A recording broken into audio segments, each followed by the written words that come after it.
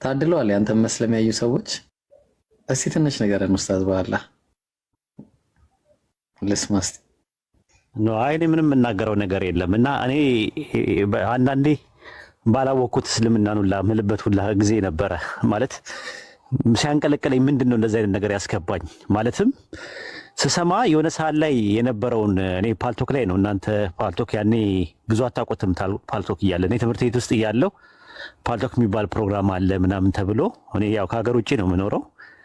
የዛሬ 11 ዓመት አካባቢ ላይ ነው 11 12 ዓመት አካባቢ ላይ ፓልቶክ የሚባል ፕሮግራም አለ ተብሎ ፓልቶክ የሚባል ነገር ለማዳመጥ መጣን። ከዛ ስመጣ በጣም ሙስሊሞች በጣም እየሰሩ ነበር በዛን ሰዓት ኢትዮጵያ ውስጥ። እነ ኡስታዝ አቡ አይደር እነ ኡስታዝ ሐምዛ የሚባሉ አሁን ኡስታዝ መሐመድ ከድር የምትላቸው ማለት ነው። ሌሎችም ነበሩ። በወቅቱ በጣም በትልቁ ስራ ይሰራ ነበረ። ኡስታዝ ጁንዱላ የሚባልም ነበረ። በጣም ይሰሩ ነበር መሬት ላይ። በአንድ ቀን አዳሜት ሁሉ እየሄዱ 500 ሰው ያሰልማሉ ምናምን ነገር በጣም እንቅስቃሴ የነበረበት ሰዓት ነበር። ከዛ በኋላ ምንድነው ማድረግ ያለብን ሲባል ግሩፕ ተፈጥሯል ግባ ተባልኩኝ። ከዛ ኦርቶዶክስ፣ ካቶሊክ፣ ፕሮቴስታንት፣ ኦንሊ ጂሰስ አራቱም ያለበት ግሩፕ ገባን። ስራ መስራት ጀመርን። ከዛ ጭራሹን ቁርአንን እኔ ማጥናት አለብኝ ብዬ ሳጠናው ጭራሹን እየሳበኝ ነው የሚመጣው እየሳበኝ ነው። እና በጣም ነገርኳቸው። በጣም እየተበጠበጥኩኝ ነው እኔ አልቻልኩም።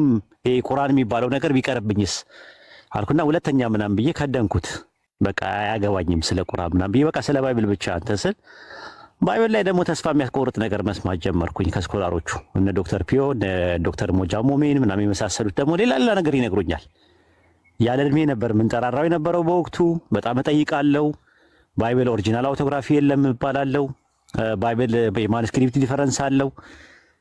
ኬት ብሮክን ቼን አለው። የተሰበረ ሰንሰለት ነው ያለው። እነ ሳይናቲከስ፣ ቫቲካንስ፣ አሌክሳንደርስ፣ ኤፍሬማ የሚባሉ 5800 የሚያክል ማኑስክሪፕት አለ እና ከየት እንደመጣው እንትኑ ሶርሱ ራሱ አይታወቅም። በቃ ልቤ ተሰበረ። ሳልፈልግ በግዴ እንደገና ድጋሚ ቁርአን ማጥናት ጀመርኩኝ። ከዛ ቁርአን ማንበብ ጀመርኩኝ። ከዛ ሐዲስ ማንበብ ጀመርኩኝ። ተፍሲር፣ ሲራ ምናምን ነገር ማንበብ ጀመርኩኝ። በቃ መረበሽ ነው ስራዬ። ታገልኩኝ። እንደዛም ሆኖ ተመልሼ መድረክ ላይ መጣና ደግሞ ነብዩ መሐመድ እንደዚህ ነው፣ ነብዩ መሐመድ እንደዚህ ነው እያልኩ አወራለሁ። ውስጤ ግን ሌላ ነው ውስጤ የነበረው። በቃ ትግል ቤተሰብ የምላርገው፣ ጎረቤቶቼ የምላርጋቸው፣ ጓደኞቼ የምላርጋቸው፣ አብራ አደጎቼ የምላርጋቸው ምንድነው? እንዴት ነው ማድረገው? የክላስ ሜቶቼ ምንድነው ምለው? ከዚህ በኋላ ወይ አግኖቲስት አልሆንኩኝ ወይ ኤቲስት አልሆንኩኝ። ዝም ብዬ እንትን እባክናለሁ። ቁርአንን ግልጥ ሳረገው አላህ ሲናገር ሰማዋለሁ። ያላ ንግግር ነው ቁርአን ሙሉ ለሙሉ ሱረቱ ሁጁራት ምዕራፍ 49 ቁጥር 13 ላይ ያረሰው እናንተ ሰዎች ሆይ ከወንድና ከሴት ፈጠርናችሁ ይላል። ወይኔ የሚናገረው አላህ ነው ማለት ነው። እኛ እኮ አላህ በቁርአን ውስጥ ተናግሮ አያውቅም ስንል ነበር የነበርነው። ቁርአን ያላ ንግግር ነው። ሰውኛ ዘይቤ አነበብኩት 5 ነው ከጫፍ ያነበብኩት። እኔ በህይወት ዘመኔ ባይብልን ከጫፍ እስከ ጫፍ ከዘፍጥረት እስከ ራዕየ ዮሐንስ ድረስ እያልኩኝ 10 ያንብቤዋለሁ። ለዛውም ተውት። ሌሎቹ በእንግሊዝኛ ያነበብኳቸውን ዕብራይስጥና ግሪክ የሞከርኩት ምናምን ተውት። በአማርኛ ብቻ ነው የምነግራችሁ። ቁርአንን 5 ጊዜ በአማርኛ ከጫፍ እስከ ጫፍ ከሱረቱ ፋቲሃ ጀምርና ሱረቱ ናስ 5 ያንብቤዋለሁ። በቃ እንዲህ አይነት እየተፈተንኩኝ ምን ነው ባላወቅኩት ቁርአንን በቀረብኝ ምን ነው ሙስሊሞችን እያወቅኳቸው ስለ እስልምና በውጪ አርካኑን ኢስላምና አርካኑን ኢማን እያልኩኝ እየተሰማኝ አረፌ ብቀመጥስ ለቆ አይለቅም። ራሱ አሁን ቃል ስትናገር አንድ ነገር ነበረ፣ ዝም ብሎ ይስባል ስትል ነበረ። አይለቃችሁም፣ ከጀመራችሁት አይለቃችሁም። በቃ ይሄ ነው ያለው እውነታ ማለት ነው። ማርኮ ያስቀራል። ሱረቱ ፉሲላት ምዕራፍ 41 ቁጥር 41 ላይ አሸናፊ መጽሐፍ በመጣላችሁ ጊዜ ነው የሚለው። አሸናፊ መጽሐፍ በመጣላቸው ጊዜ ይላል። እነዚያ የካዱት ጠፊዎች ናቸው ይላል። አሸናፊ መጽሐፍ ያሸንፋል። እንደሚያሸንፍ አይተናል። የብዙዎች ሰዎችን ህይወት ሲማርክ አይተናል። እና አሁንም ትግል ላይ ናት ያለችው ቃል። እመኑኝ የጊዜ ጉዳይ ነው። ቃል ምንም ነገር ብታደርግ እኔ እንተላላትን እንኳን ተዋት ቃልንና ትንሿን አሁን በቅርብ ቀን ማናገር ጀምሬያለሁ። እኔ ዝም ብዬ የሆነ ነገር የሚሰማኝ ነገር አለ ውስጤ። ኢልሃም ይሁን ምን ይሁን አላውቅም፣ አላህ ነው የሚያውቀው። ብዙ ሰዎች አሁን በቀደም ተቃወሙኝ። ኧረ አላህና መልእክተኛውን ተሳደባለች ምናምን አሉኝ። እኔ አሁን ላይ ተውኝ። ትንሿ የምትባለው አሁን ቤቷ ብትበረብሩት የሆነ ነገር ታገኛላችሁ አይደል? የጊዜ ጉዳይ ነው። ኢንሻአላህ ብዙ ሰዎች ነፃ ይወጣሉ። ብዙ ሰዎች እንትን ይላሉ። ውስጣቸውና ውጫቸው አንድ አይነት አይደለም። ውጫቸው ነው እየተሳደበ ያለው። አሁን ቃልን ብትሏት የኢየሱስን አምላክነት ክጄ ምናምን ነገር በኢየሱስ ስም ምናምን ልትላችሁላ ትችላለች። ውስጧ ግን ሌላ ነው። ራሷን ትፈትሽ። የምሬ ነው የምነግራችሁ። አይደለም ቃል ብቻ አይደለም፣ ብዙዎች በእንደዚህ አይነት ነገር ውስጥ በይሉንታ አጥር በይሉንታ ውስጥ ተሸምቅቀው ነው ያሉት። የጊዜ ጉዳይ ነው። ሁጃ ቆሟል። ከዚህ በኋላ ማለት ነው። ሪሳላውን ሰምታችኋል። ብዙ ክርስቲያኖች ሰምታችኋል። እውነቱን ሰምታችኋል። እያወቃችሁ ግን በእሳት አትጫወቱ። እኛ ጉዳያችን የቁጥር አይደለም። ጉዳያችን የቲፎዞ ጉዳይ አይደለም። ፖለቲካ አይደለም። እዚህ የተቀመጥ ነው ወይም ደግሞ ቢዝነስ ማን ሆነን ስለ ቢዝነስ አይደለም እያወራን ያለ ነው። እያወራን ያለ ነው የህይወትና የሞት ጉዳይ ነው። የዘላለም ህይወትና የዘላለም ሞት ጉዳይ ነው። ጉዳዩ የጀነትና የጀሃነም ጉዳይ ነው። ጉዳዩ ቁጭ ያልነው እዚህ ጊዜያችንን ያባከንት የምንለው አጅር እናገኝበታለን ከአላህ ዘንድ ፕሪቪሌጅ እናገኝበታለን ብለን እንጂ ጊዜ ማቃጠል የለብንም በዚህ አይነት ጉዳይ። ሌላ እንደዚህ የሙድም አይደለም፣ ፎሎ ለመሰብሰብም አይደለም። እዚህ ቁጭ ያልነው ጊፍት ለመሰብሰብም አይደለም። እዚህ ቁጭ ያልነው ፌመስ ለመሆንም አይደለም። እንደዛ ከሚሆን በሃይማኖት ስም ከመነገድ ይልቅ ሁሉ ነገር ትቶ ጓሮ ላይ አታክል ተክላችሁት በቆሎ ተክላችሁት አመት እንትን ብሎ ብትበሉበት ይሻላል። ይሄ እዚህም እዛም አጅር የለውም። ዓላማችንና ኢላማችን አላህ በሚያውቀው እዚህ የተሰበሰብነው ሁላችንም አላህ በሚያውቀው እናንተ ላኢላሃ ኢለላህ ብላችሁ ገመዱን ይዛችሁ ከጀሃነም ነፃ እንድትሆኑ ነው።